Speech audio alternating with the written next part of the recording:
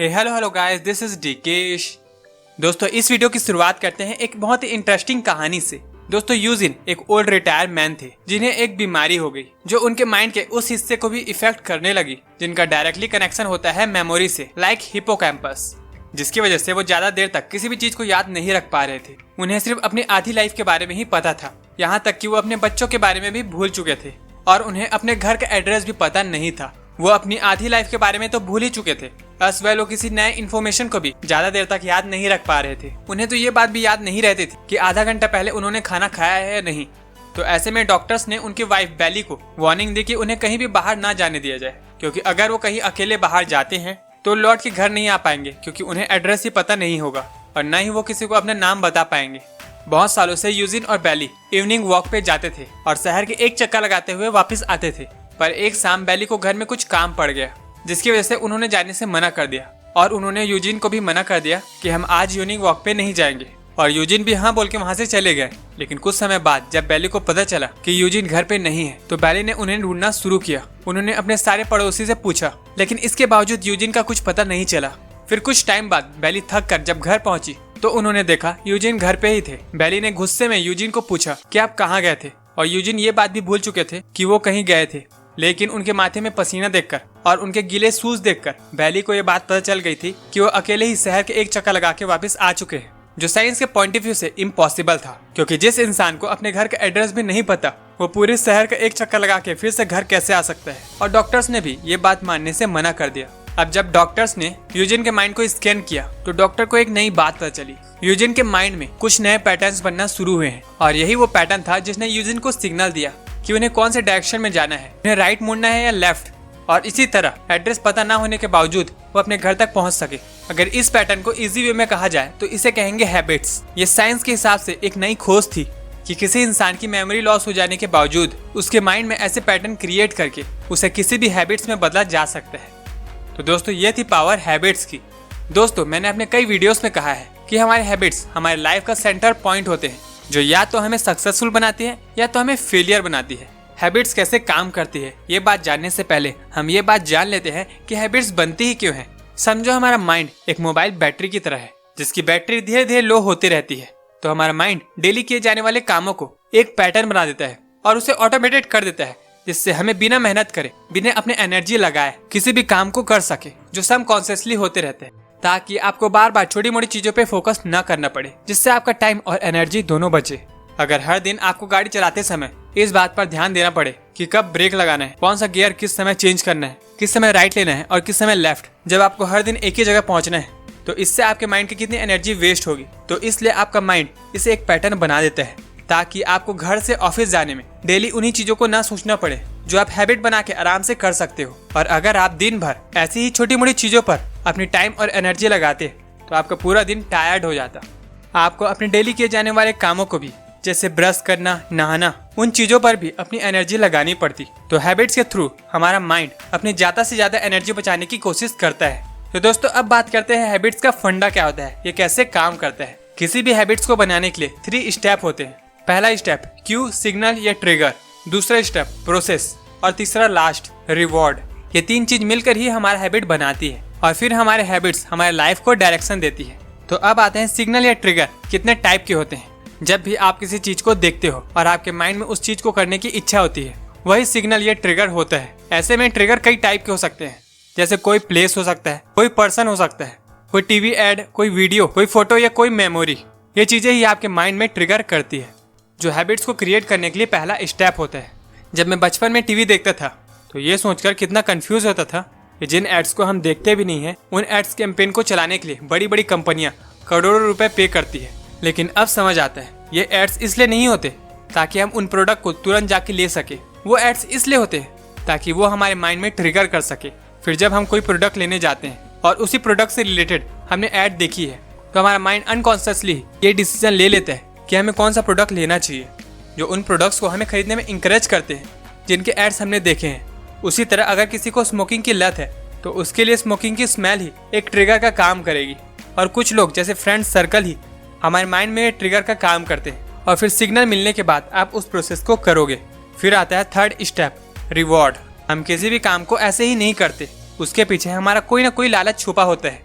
हमें लालच होता है कुछ मिलने का। रिवॉर्ड्स भी कई टाइप के हो सकते हैं, कई लोगों के लिए पैसा, तो कई लोगों के लिए एप्रिसिएशन, कई लोगों के लिए केयर, वैल्यू और लव रिवॉर्ड हो सकता है। स्मोकिंग या ड्रिंकिंग हमारे माइंड में डोपामिन रिलीज करता है, और डोपामिन ऐसा हार्मोन है जिसको हमारा माइंड एक रिवॉर्ड की तरह यूज करता है, जो हमें प्लेजर देता है। और ये तीनों सर्कल मिलकर ही एक हैबिट बनाते हैं। जब भी कोई काम तीनों स्टेप से गुजरता है और जिसे बार बार रिपीट किया गया हो, वो एक हैबिट में बदल जाता है। कई थ्योरी में कहा गया है एक हैबिट को बनने के लिए 22 दिन के 3 स्लॉट की जरूरत होती है, मतलब 66 डेज किसी भी हैबिट को स्ट्रांग होने के लिए। तो दोस्तों अब प्रॉब्लम क्या आती है? प्रॉब्लम ये आती है कि हमारे माइंड को ये बात पता ही नहीं है कि हमारे लिए कौन से अच्छे हैबिट्स हैं और कौन से बुरे हैबिट्स हैं। जैसे हर मॉर्निंग जल्दी उठना एक अच्छी हैबिट है और स्मोकिंग करना एक बुरी हैबिट, रोज वॉक करना एक अच्छी हैबिट, तो रोज जंक फूड खाना एक बुरी हैबिट। लेकिन इससे आपके माइंड को कोई फर्क नहीं पड़ता, इससे फर्क पड़ता है आपको, आपके बॉडी को। लेकिन इसे आप कंट्रोल नहीं कर सकते, क्योंकि अपने हैबिट्स को चेंज करने की कोशिश करना या फिर उससे लड़ना लोगों के सामने हल को लड़ाने के बराबर है। तो ऑथर कहते हैं किसी भी हैबिट को पूरे तरीके से ब्रेक नहीं किया जा सकता, बट हैबिट को एक फॉर्म से दूसरे फॉर्म में कन्वर्ट किया जा सकता है। मतलब अपने बैड हैबिट को एक गुड हैबिट में कन्वर्ट किया जा सकता है। तो दोस्तों इसके लिए मैं आपको एक एग्जांपल देता हूँ। डिंगी जो एक फुटबॉल कोच थे, जिन्हें एक टीम की जिम्मेदारी दी गई। जो टीम लगातार हार रही थी। इस टीम की परफॉर्मेंस बहुत ही एवरेज थी। इस टीम ने जितनी बार जीत हासिल की थी उससे ज्यादा बार ये हारा भी था। तो कोच डिंकी का एक सिंपल सा फंडा था कि टीम को ये ना सिखाया जाए कि उन्हें जीतना कैसे है, और ना ही ये सोचने में उनका टाइम वेस्ट किया जाए, बल्कि उनमें जीतने की हैबिट ही डेवलप कर दी जाए। क्योंकि अगर उन्होंने ऐसा कर दिया तो प्लेयर खुद से ही तेजी से स्ट्रेटेजीज बना पाएंगे और तेजी से उन्हें इम्प्लीमेंट कर पाएंगे। कोच चाहते थे कि प्लेयर्स को गेम के बीच में कोई चीज सोचना ना पड़े, बल्कि उनका माइंड ही उनके लिए काम करे, उन्हें स्ट्रेटेजीज बना के दे। फिर कोच ने अपने प्लेयर्स को उसी तरीके से गाइड करना शुरू किया। क्योंकि हैबिट्स को डेवलप होने में टाइम लगता है, इसलिए 6 से 7 महीने तक उनकी टीम फुटबॉल में एक बहुत ही पिछड़ी हुई टीम मानी गई। लेकिन जैसे जैसे प्लेयर में यह हैबिट डेवलप होती गई, उनका परफॉर्मेंस बाकी प्लेयर्स से बहुत ही ज्यादा हाई होने लगा। सामने वाली टीम को यह बात पता भी नहीं होती थी कि फुटबॉल कहाँ है, और डिंगे की टीम मैच जीत जाती थी। इसलिए क्योंकि उन्हें गेम के बीच में सोचने की जरूरत नहीं थी, उन्होंने जीतने की हैबिट डेवलप कर ली थी, जिससे उनकी स्पीड बाकी टीम से 4 गुना ज्यादा बढ़ गई। तो हर हैबिट की तरह इस हैबिट में भी बीच में आने वाले प्रोसेस को चेंज कर दिया और उसे एक गुड हैबिट में कन्वर्ट कर दिया। तो अपने बैड हैबिट को चेंज करने के लिए आपकी ट्रिगर और आपके रिवॉर्ड सेम ही होंगे, बस बीच में आने वाले प्रोसेस को आपको चेंज करना है। 2006 में ड्यूक यूनिवर्सिटी में एक रिसर्च की गई और इस रिसर्च में पता चला कि एक एवरेज इंसान दिन भर में जितना भी काम करता है उसमें 40% हिस्से में उसे सोचने और समझने की जरूरत नहीं पड़ती, ये उनसे ऑटोमेटिक हो जाता है। ये 2006 की बात है। और अगर मैं अभी की बात करूं तो अभी के टाइम पे तो हमारे हैबिट से हमें चलाते हैं और हमारे लाइफ को भी डायरेक्शन देते हैं। जब हम किसी भी काम को सोच समझ के बार बार रिपीट करते हैं तो ये हमारी हैबिट बन जाता है। तो दोस्तों आगे हम जानेंगे कि आप अपने बैड हैबिट को किस तरीके से चेंज कर सकते हो। किसी भी काम को करने के लिए हमारा दिमाग सबसे सरल तरीका ढूंढता है जिससे हम उस काम को कर सके, ताकि उसकी एनर्जी कम न हो। और इसी तरीके में कुछ न कुछ रिवॉर्ड भी छुपा होता है, जिसके कारण हम उसे बार बार रिपीट करते हैं, जिससे हमारे माइंड में एक पैटर्न डेवलप होता है जिससे हम हैबिट कहते हैं। ऑथर कहते हैं अपनी किसी भी हैबिट को छोड़ना बहुत ही ज्यादा मुश्किल होता है, क्योंकि इसके साथ आपकी फीलिंग, आपकी इमोशन और आपके डिजायर जुड़े होते हैं, जो उस हैबिट को स्ट्रॉन्ग बनाता है। किसी भी हैबिट को डेवलप होने में कोई ना कोई ट्रिगर ऐसा जरूर होता है जिसकी वजह से वो आपके माइंड में आया, फिर आपने वो प्रोसेस किया, फिर उसमें आपको रिवॉर्ड मिला। जैसे मैंने पहले ही कहा था, किसी बैड हैबिट को चेंज करने के लिए आपकी क्यू मतलब आपकी ट्रिगर और आपका रिवॉर्ड ये दोनों सेम हो सकता है। बस अगर आप अपने प्रोसेस को चेंज कर देते हो तो आप अपने बैड हैबिट को गुड हैबिट में चेंज कर सकते हो, जिससे आपके माइंड में एक नया पैटर्न बनेगा जो नए हैबिट को क्रिएट करने में आपकी मदद करेगा। मैं आपको अपना ही एक एग्जांपल देता हूँ। कुछ साल पहले जब मैं जिम जाता था तो हम जिम से घर जाते हुए रास्ते में एक होटल में रुकते थे, और जिम करने के बाद जो एनर्जी लो हो जाती है और जो भूख लगी होती है, इसलिए हम कुछ थोड़ा बहुत खा लेते थे। अब प्रॉब्लम तब बढ़ गई जब ये हमारी एक हैबिट बन गई कि जिम के बाद जंक फूड लेना है, जिससे हमारे जिमिंग का कोई फायदा नहीं हो रहा था। लेकिन हमारा रिवॉर्ड क्या था? हमारा रिवॉर्ड था फ्रेंड सर्कल में कुछ टाइम चिल करना। तो रोज हम जिम से निकलते थे और उस होटल का बोर्ड, होटल से आने वाली स्मेल वो हमारे लिए ट्रिगर का काम करती थी, और जो प्रोसेस था वो जंक फूड, वो था हमारे फ्रेंड जोन में टाइम स्पेंड करना। फिर हमने अपने उस हैबिट को चेंज करने के लिए कुछ चेंज करने के बारे में सोचा।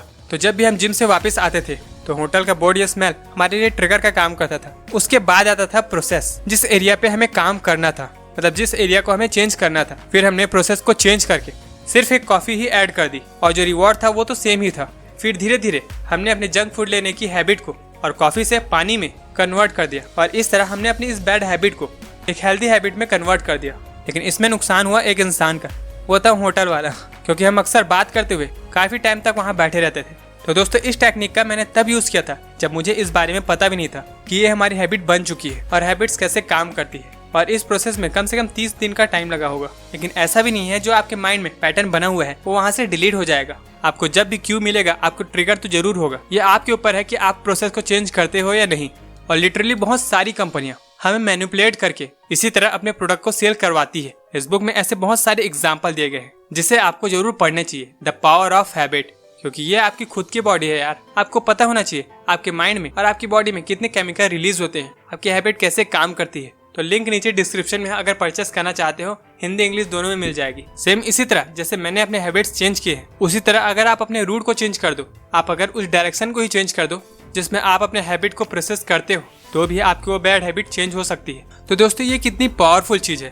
आप अपना हर दिन कम से कम 80% उन चीजों को करते हो जिनमें आपको कोई भी कंट्रोल नहीं है, जो आपका माइंड आपसे करवाता है। तो जरा सोचो, अगर आपने कोई ऐसी हैबिट डेवलप कर ली जो न सिर्फ आपको पैसे कमाने में मदद करे बल्कि आपको लाइफ में एक अच्छा इंसान, एक सक्सेसफुल इंसान बनाए, तो आप लाइफ में कितने आगे बढ़ सकते हो। और ना ही इसके लिए आपको ज्यादा मेहनत करनी पड़ेगी, क्योंकि ये आपकी एक हैबिट बन चुकी होगी। मैंने हैबिट से रिलेटेड कई वीडियोस बनाई हैं जिसे आपको जरूर देखने चाहिए। यहाँ आई बटन पे क्लिक करके आप उसे देख सकते हो। अभी के लिए आपको बोनस टिप ये देता हूँ कि एक पेन और पेपर लो और उसमें अपने सारी बैड हैबिट्स लिख दो और ये भी लिखो कि इससे आपको क्या नुकसान हो रहा है। और एक एक बैड हैबिट पर डिटेल एनालिसिस करो कि उसका ट्रिगर क्या है, उसका क्यू क्या है, उसका प्रोसेस क्या है और उसका रिवॉर्ड क्या है। ट्रिगर और रिवॉर्ड सेम हो सकते हैं, बस आपको प्रोसेस को चेंज कर देना है और फिर आप अपने बैड हैबिट को गुड हैबिट में चेंज कर पाओगे।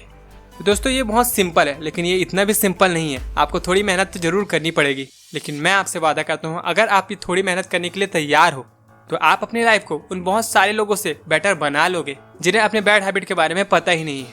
और दोस्तों अगर ये वीडियो आपको थोड़ी भी मदद करती है तो प्लीज इसे लाइक करना। ये सारी बातें मैंने आपको the power of habit book से बताई है। And thank you for watching. Have a good day. मिलते हैं ऐसे इंटरेस्टिंग वीडियो पे। तब तक के लिए भारत माता की जय। वंदे मातरम। Be smart, be aware.